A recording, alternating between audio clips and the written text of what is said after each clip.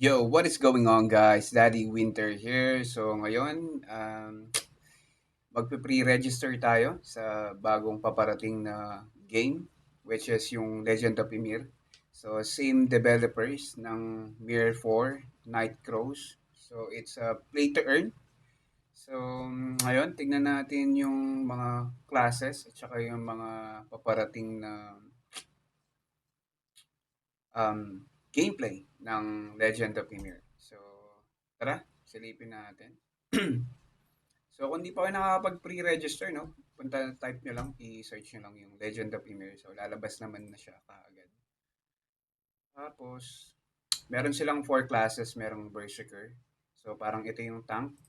Tapos yung Scald, ito yung support, buffer, healer. Tapos Volva, ito yung parang pinaka AoE DPS sa game. Tapos meron tayong Warlord. Baka ito yung gawin natin, no? Kung ano. Pero mukhang hindi kasi siya ano eh, hindi siya alam mo 'yun, nakikita kong hindi siya magiging F2P friendly. So nakikita kong F2P friendly itong Scald, number 1 'yan.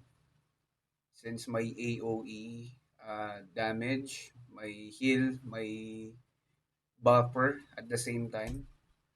Tsaka itong ano, Volva. So itong Volva may AoE damage din siya. Tsaka mabilis siyang mag-grind, no? Para siyang um, sniper ng Night Crows. So mabilis silang mag-clear. Pero ang kagandahan lang dito kasi ito, ano siya, AoE damage. So umpisahan muna natin dito sa Berserker. So tingnan natin.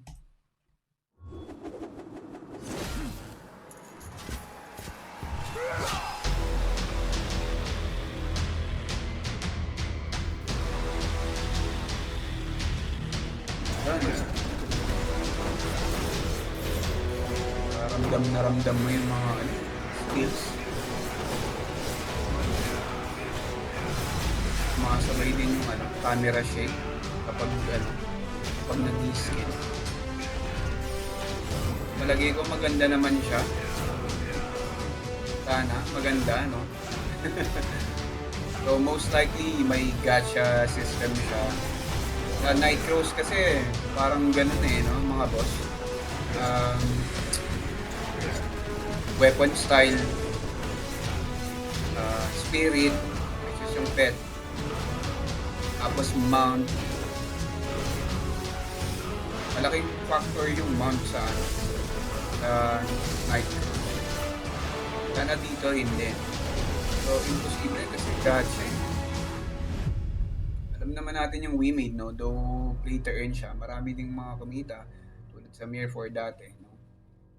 So, sana kumita rin tayo kahit papano. So, ito naman yung Scald.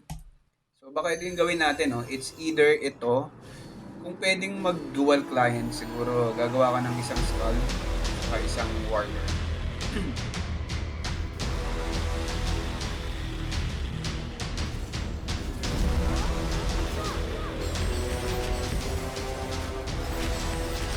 Galing ng skill.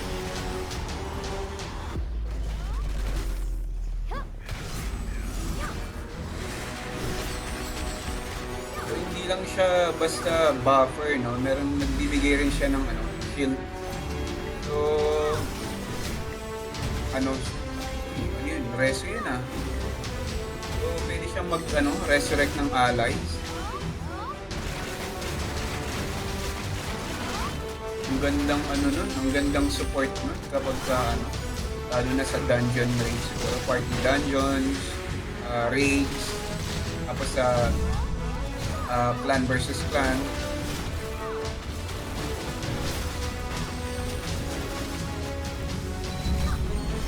Based dun sa mga skills niya, no, parang hindi lang siya basta support. May dating din yung DPS.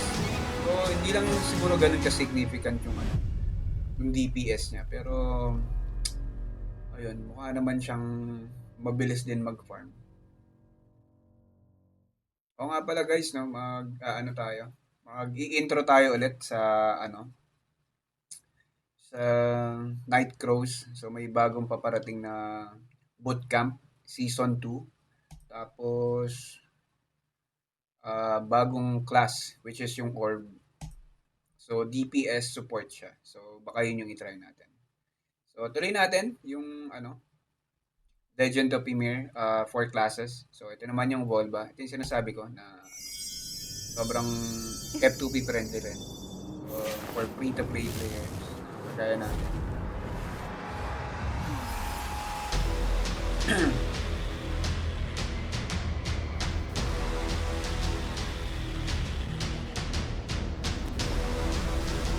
Ganyan, no? Hindi pa yung buo. Sakto. Winter na winter.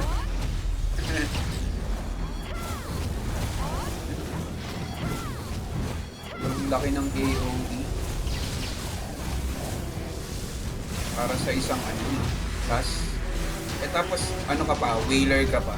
Diba? Sobrang utilize mo yung ano, isang skill pa lang yun, no? Tapos agad yung mga what more kung 24/7 kang nag-grind? Isipin mo yun. 24/7 ka nag-grind dun sa spot na yun. Ikaw lang mag-isa. Which ako, siguro kung warlord ako, kaya berserker ako, hindi ako tatabi dyan. Baka nga ipigay ko yan eh. Ipigay ko yan para ako yung makaano, ako yung makakuha ng spot niya. Oh, kita mo naman oh, bago ka pa siguro makampas dun sa mobs na ano na niya, napatay na niya yung mobs.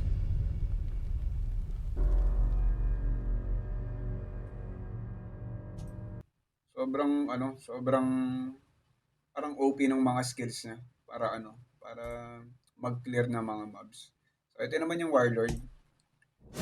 So kaya ako naisipang mag ano, warlord kasi ano na ako eh, sniper na ako sa Night Crows eh. So sawa na akong maging ano, maging pagkain ng mga PvP ano, uh,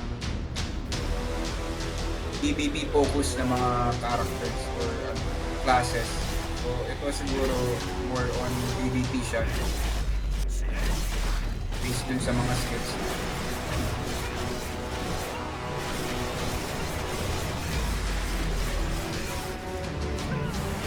Ganyan mag-clear. Pero siya mga knockback. Pero siyang push back. Tapos mabilis din siyang mag ano, going in and out sa battle. Kasi may dash. Knockback din yun. Siguro ito yung ano, pinaka counterpart ng Berserker. Ang Berserker siguro mas makunat lang. So more on balance siguro siya. So balance siya ng def at saka DPS. May konting AoE din. Hindi nga lang ganun kalaki katulad sa but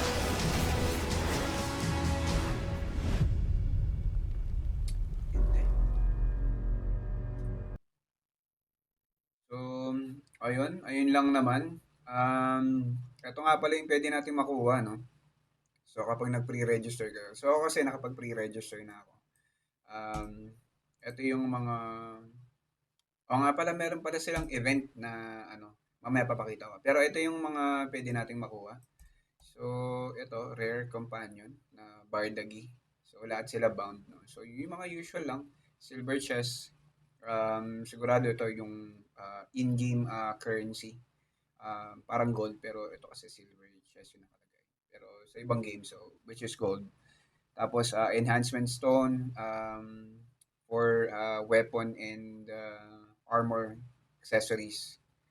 No, likewise, pare-parehas lang naman 'yan. So, ito common Valkyrie essence, parang ito yung ata yung avatar, no? So, usually common lang yung makukuha natin. Actually, nakalagay na pala siya ito, common. So, common, uncommon, rare, epic, legend, tapos mythic, no? So, usually ganun lang naman yung ano nila. Especially women. Tapos, so kung magpe-pre-register ka sa PC, ito yung makukuha mo. Tapos kapag nag-pre-register ka pa sa Google Play o kaya sa App Store, ito yung mga um, additional rewards. So, yung nga pala, yung sinasabi ko kanina, ito, yung milestone ng pre-registration. So, almost 1M na. So, mag-pre-register na kayo, no? Para, ayun, umabot tayo ng 5M. Sana umabot tayo ng 5M. Um, sa ngayon, we are on third week. So, nakapag-check-in tayo nung first week. Second week na kalimutan natin kasi medyo naging busy tayo sa work.